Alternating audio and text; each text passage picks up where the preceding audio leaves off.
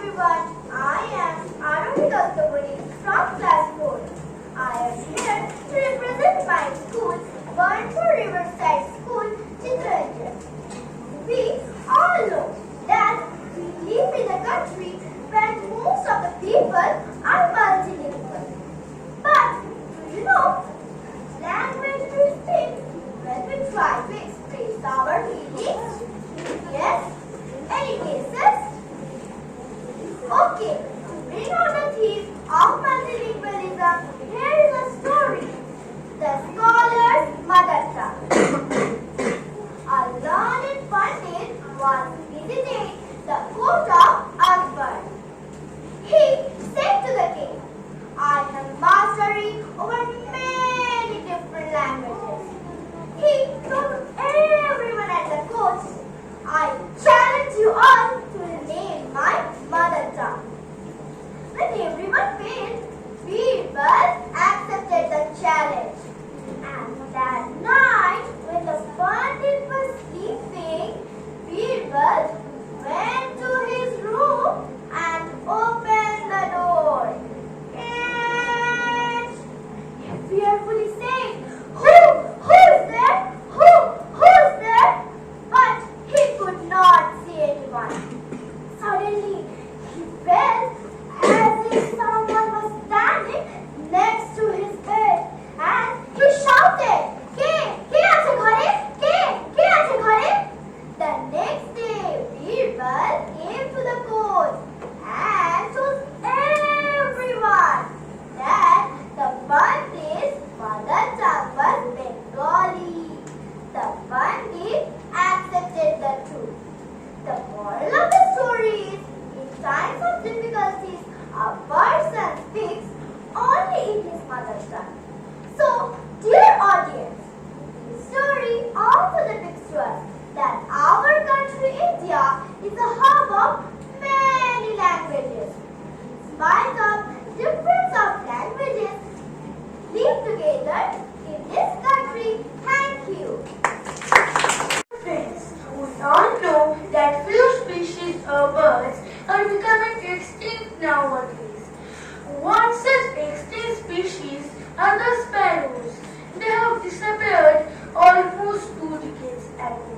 Today, I, Shambhuddha Banerjee of class 3 from Brscrj Riverside School, Brscrj, stand before you to narrate a heart-touching story, The Tiny Sparrows. Chip chip, peep peep, the shrill cries woke Nandita. She switched on her bedside lamp.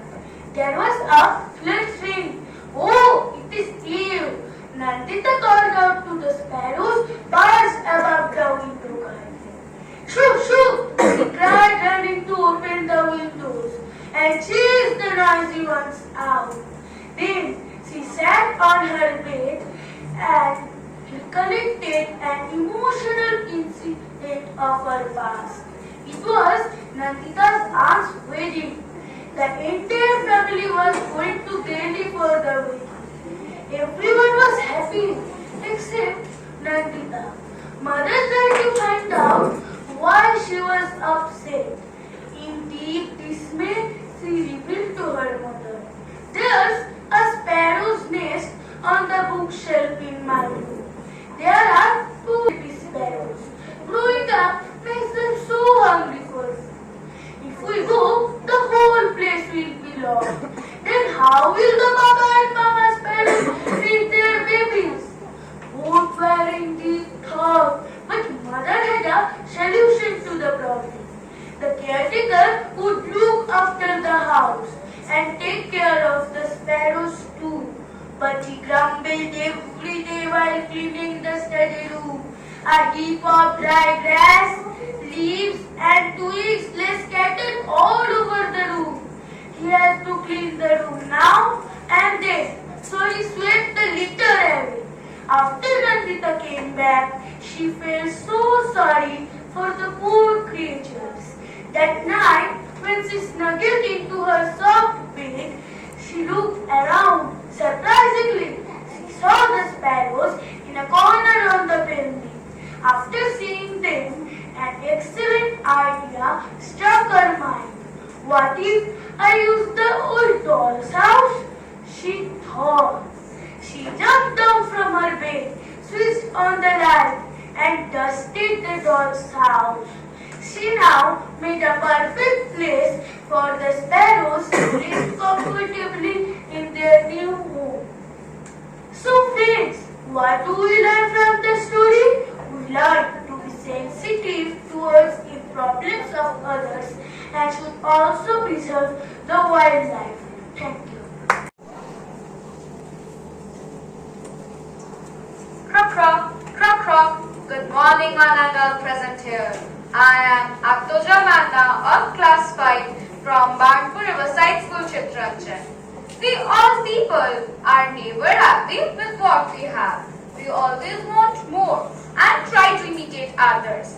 Here is a story where we will see how people cause harm to themselves by imitating others. The name of the story is The Frog Whose Belly Burst. One day, a baby frog of 5 months was playing in a grassy field. Croak, croak, was enjoying the cool breeze. Sweet smell of the flowers, along with colorful butterflies flying all around. Then all of a sudden, he saw a big herbivorous animal. He stood stunned as it was so enormous. Oh my God! What a huge animal it is! Said the baby frog. When the baby frog returned home, he went to his father and said, Daddy, you know, today in the field I saw a big animal. He has horns on his head and he stands on 4 feet. The father frog heard this and said, My son, ox, I have never seen such a big animal before. I think it's a monster. Ha! It's not so big. It's just a little bigger than me, said Daddy Frog. The Daddy Frog took a deep breath and puffed up his chin. And up was an ox as big as this. The baby frog shook his head and said, No, Daddy, much bigger than that.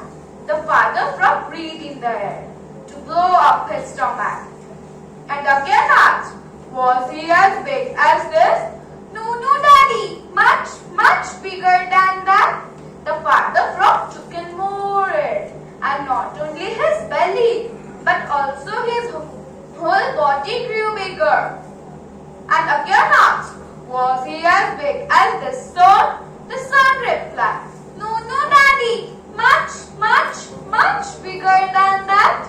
In order to make his body larger than the ox and show it off, the Daddy Frog took as much air as he could, using all his energy. Probably an ox was not as big. He stammered, Bow back! His belly burst. Before he could finish his remark, Oh, my stomach! My poor stomach! Ah! Cried the father frog. Oh, Daddy, your belly has burst! Cried the young frog.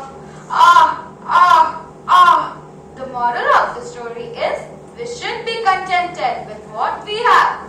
We should never imitate others. Crop, and cue. I am Brscrj from Brscrj Riverside School, Chitranchan. Today, I will be narrating a story, The Bully Boy. You know what is bully? A bully is someone who often hurts or frightens others. Here goes the story. Once upon a time, not so very long ago, there was a small boy called Hari. Although he was not very big, he was strong and he loved to tease all the boys and girls. What he loved to do the most was to paint. He would make a big breeze, appear in half a second. Another trick he played was to hit people with a pen. So you can guess how all children hated him. They tried pinching him back, but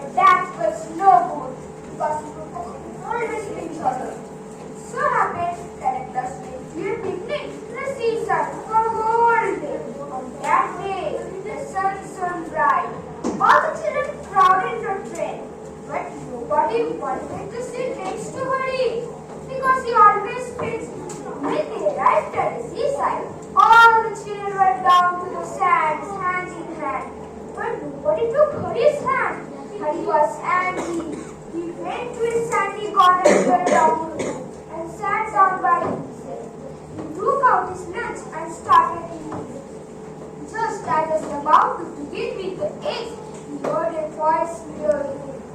Good morning! I am so pleased to meet a boy like you. He turned around and stared it right. What do you think he saw? He saw a monster crab walking sideways of the pool. The crab barely struck claw to Hari. Hari put his hand to shake crab's claw, but to surprise and anger, the crab opened his pincers like claws and nipped his hand so hard that Hari yelled in pain. Ah! What crabs and lobsters picked Hari till he was still black and blue. Don't you like it? Said all the creatures in surprise. Why? I told you love to see us. Because you're a champion picture prickle yourself. Come, join us in the fun. Hari leaped to his feet crying loudly. Ah! His lunch rolled into the pool. And when the crabs and lobsters saw him, they ran and began to fish eagerly. On that time, Hari turned and ran for his life. Tears streaming down his cheeks. They only did to me what I keep doing to the other children. But how it fun and how I hated those crabs and lobsters. I suppose the other children hate me. Well, promise not to pinch or break